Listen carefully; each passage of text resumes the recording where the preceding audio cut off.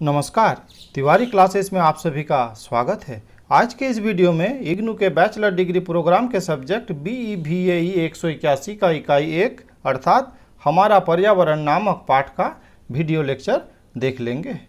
यह लेक्चर इस टाइप से डिज़ाइन की गई है कि MCQ फॉर्मेट में आने वाले क्वेश्चंस भी कवर हो जाए। आज के इस वीडियो में हम लोग पर्यावरण की अवधारणा, पर्यावरण के घटक, पर्यावरण के प्रकार, जीवन के लिए पर्यावरण का महत्व और साथ ही मानव पर्यावरण संबंध, इन टॉपिक्स पर चर्चा करेंगे। इस सब्जेक्ट के आगे के वीडियोस के लिए डिस्क्रिप्शन में लिंक दी गई है, आप वहां से आगे के वीडियोस को देख सकते हैं। साथ ही इग्नू के डिफरेंट सब्जेक्ट्स के वीडियो लेक्चर्स, स्टडी मटेरियल और सॉल्व्ड असाइनमेंट के लिए इस चैनल को सब्सक्राइब भी कर सकते हैं। तो चलिए देख लेते हैं इस वीडियो को। तो पहला जो टॉपिक है पर्यावरण की अवधारणा। पर्यावरण फ्रांसीसी शब्द इन्वायरन और मेंट शब्द से व्युत्पन्न हुआ है। इन्वायरन का अर्थ है घिरे हुए या चारों ओर और मेंट का अर्थ है क्रिया, अर्थात पर्यावरण जीव और प्रकृति के बीच क्रिया है। सामान्य रूप से भी हम लोग बोलते हैं कि हमारे चारों ओर घिरे आवरण को पर्यावरण कहते हैं। पर्यावरण में जैविक और अजैविक दो प्रकार के कारक होते हैं, जैविक कारक और अजैविक कारक। कारक को हम लोग घटक भी कह सकते हैं, अर्थात जैविक घटक और भौतिक घटक। ठीक है, अजैविक को भौतिक घटक कह सकते हैं। जैविक कारक में सभी जीव जंतु, पेड़ पौधे आते हैं, अर्थात जैविक कारक में सभी सजीव आते हैं। वैसे ही अजैविक कारक में, ठीक है, जो निर्जीव वस्तुएं हैं जो हमारे काम की है, जैसे प्रकाश, तापमान, जल, गैस, हवा आदि इस वर्ग में आते हैं।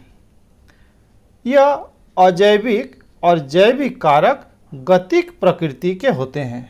जैसे कि हम सभी जानते हैं कि ये धरती परिवर्तनशील है, ठीक है, तो इसमें जैविक और अजैविक जो घटक है हमेशा परिवर्तनशील रहते हैं और जीवन में प्रति क्षण एक दूसरे से परस्पर क्रिया करते हैं, अर्थात जैविक और अजैविक घटक एक दूसरे से अन्योन्याश्रयी संबंध रखते हैं।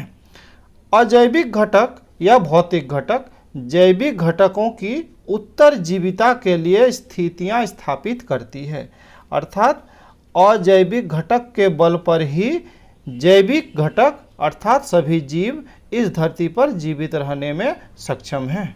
ठीक है, और ये जैविक घटक बदले में पर्यावरण के रखरखाव का ध्यान रखते हैं। ये बहुत ज़रूरी है कि पर्यावरण का भी रखरखाव का ध्यान रखा जाए। वर्तमान समय में पर्यावरण का अत्यधिक दोहन होने के कारण स्थिति भयावहपूर्ण होती जा रही है। जैविक और अजैविक कारक प्रवाहमय और निरंतर परिवर्तनशील होते रहते हैं। जीव पर्यावरण में हुए परिवर्तनों को एक सीमा तक ही सहन कर पाते हैं, जो उसका सहनशीलता विस्तार कहा जाता है। ठीक है, अर्थात कोई भी जीव एक सीमा तक ही पर्यावरण में हुए परिवर्तन को सहन कर सकता है। ठीक है, अगर उससे ज़्यादा परिवर्तन हो जाए तो उस जीव का विलुप्त होना निश्चित है। जैसे कि आप सभी जानते हैं कि डायनासोर नामक जीव भी इस धरती पे था, जो अब नहीं पाए जाते, क्योंकि उस समय निरंतर पर्यावरण में परिवर्तन होने के कारण वे अपने आप को उसके अनुसार अनुकूलित नहीं कर पाए, नहीं ढाल पाए, इस कारण विलुप्त हो गए। ठीक है, तो इस जो लेवल है, इस लेवल को कहते हैं सहनशीलता विस्तार। अब देख लेते हैं पर्यावरण के घटक। जैसे कि पहले भी चर्चा किया जा चुका है कि दो प्रकार के घटक होते हैं, अजैविक घटक और जैविक घटक। जैविक घटक में सभी सजीव आते हैं और अजैविक घटक में सभी निर्जीव तत्व आते हैं। ठीक है, तो अजैविक घटक में मुख्य रूप से जो हमें प्रभावित करता है प्रकाश, आर्द्रता, जल, तापमान, नहीं वायुमंडलीय गैस, ऋतु, मौसम संबंधी परिवर्तन इत्यादि। वैसे ही जैविक घटक में सभी पेड़ पौधे आते हैं, सभी जंतु आते हैं, सभी सूक्ष्म जीव या परजीवी भी कहें, अपघटक सभी आते हैं। आप जानते हैं सूक्ष्म जीव छोटे छोटे जीव हैं जिसको हम लोग खुले आँखों से नहीं देख सकते हैं, नहीं, माइक्रोस्कोप के मदद से ही उसको देख सकते हैं। वैसे ही परजीवी भी आप जानते हैं जो अपने भोजन के लिए दूसरे जीव पर निर्भरशील रहता है, या फिर ऐसे कहा जा सकता है जो दूसरे जीवों को हानि पहुंचाकर अपना भोजन उससे प्राप्त कर लेता है, उसको परजीवी कहते हैं, जैसे जूं, किलनी, चीलर आदि। ठीक है। वैसे ही अपघटक, तो अपघटक वैसे जीव हैं जो मृत जीव जंतुओं का अपघटन करने में सहायता करते हैं। ठीक है। तो ये सभी जैविक घटक के अंतर्गत आते हैं। अब देख लेते हैं पर्यावरण के प्रकार। तो पर्यावरण को कई प्रकार से विभाजित किया जा सकता है। ठीक है। ऐसे तो हम लोग बाह्य पर्यावरण, आंतरिक पर्यावरण इस तरह से भी कह सकते हैं, लेकिन यहाँ पर हम लोग मुख्यतः 3 प्रकार के पर्यावरण का बात करेंगे। प्राकृतिक पर्यावरण, मानव संशोधित पर्यावरण और मानव निर्मित पर्यावरण। ठीक है। प्राकृतिक पर्यावरण अर्थात जिसमें मानव का कोई योगदान नहीं है, प्रकृति ने स्वतः इसे बनाया है। ठीक है। जैसे महासागर या झील, तालाब, नदियाँ, वन, घास के मैदान, रेगिस्तान आदि। ठीक है। ऐसे वर्तमान समय में तालाब वगैरह ये तो मनुष्यों द्वारा भी बनाया गया है। ठीक है। अब देख लेते हैं मानव संशोधित पर्यावरण। मानव संशोधित पर्यावरण के अंतर्गत, ठीक है, वे तत्व आएंगे जो प्राकृतिक पर्यावरण में ही थे, लेकिन मनुष्यों ने उस पर कुछ मॉडिफिकेशन कर दिया है, कुछ बदलाव कर दिया है, कुछ सुंदरता को बढ़ा दिया है, वो इसमें आते हैं। जैसे अभयारण्य। ठीक है। तो वन तो पहले से ही थे, अब मनुष्यों ने क्या है, एक विधि निषेध लागू कर दिया है ताकि वहाँ पे रहने वाले जो जीव जंतु है वो निर्भय होकर अपना जीवन यापन कर सके। ठीक है। तो ये उसका एक उदाहरण हो गया। वैसे ही बगीचा। ठीक है। तो इसमें प्राकृतिक पर्यावरण के साथ साथ मनुष्य ने अपना विवेक का प्रयोग करते हुए इसे अधिक सुंदर बना दिया है। वैसे ही पक्षी विहार आदि भी इसके उदाहरण हैं। जब मानव निर्मित पर्यावरण का बात करते हैं, अर्थात जिसका निर्माण मानव ने स्वयं किया है।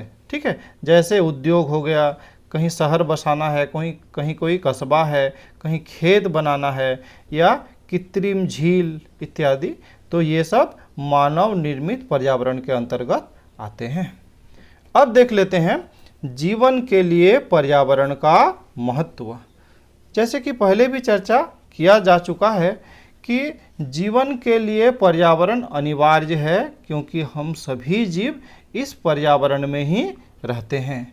साथ ही पर्यावरण में अत्यधिक अगर परिवर्तन हो तो इसको भी हम लोग एक सीमा तक ही सहन कर सकते हैं। ठीक है। तो चलिए देख लेते हैं। जीव चाहे किसी प्रकार के पर्यावरण में रहते हों, उन सभी को अपनी उत्तरजीविता के लिए जीवन निर्वहन तत्वों की आवश्यकता होती है। इनमें वायु जिससे हम सांस लेते हैं, भोजन और जल जिन्हें हम ग्रहण करते हैं, और आश्रय चाहे प्राकृतिक या कृत्रिम आवास दोनों सम्मिलित है, निर्वहन करने वाले तत्वों को प्रदान करते हैं। अर्थात जीवित रहने के लिए जो आवश्यक सामग्रियां हैं वो हमें पर्यावरण से प्राप्त होती है।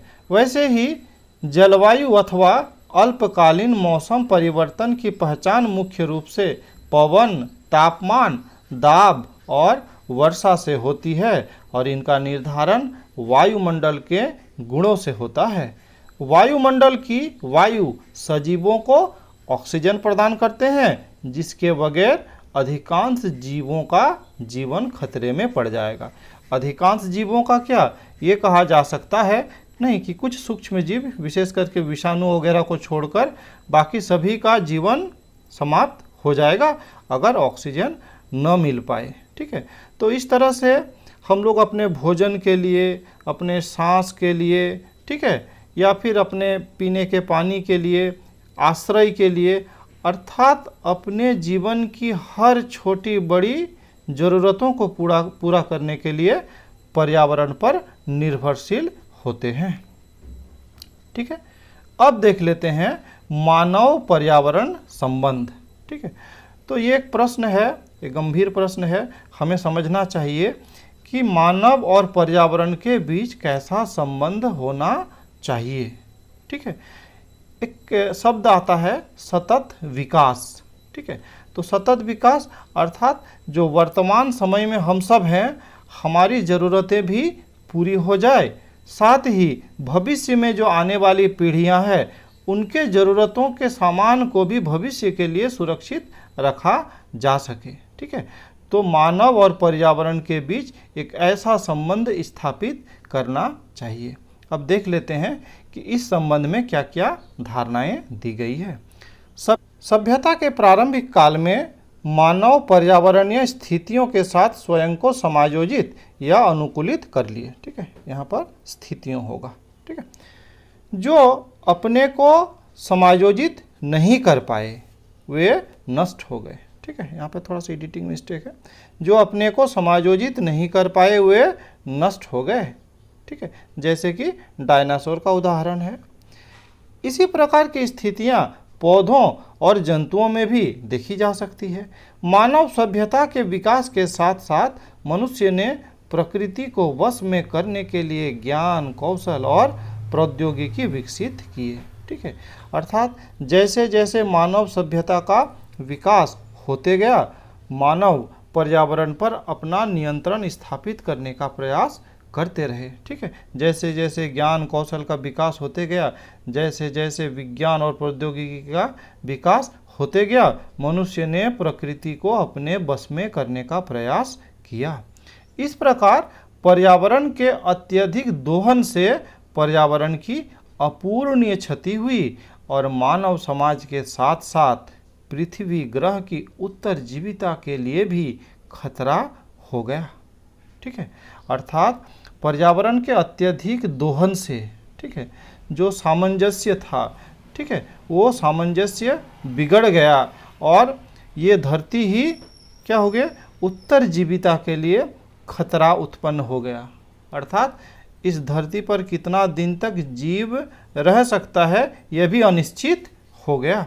ठीक है, इसलिए ये समझा गया कि विकास और प्रकृति के संरक्षण के बीच एक संतुलन होना जरूरी है। ठीक है, अर्थात विकास भी हो, साथ ही पर्यावरण का संरक्षण भी हो, इस बात को ध्यान रखा जाए।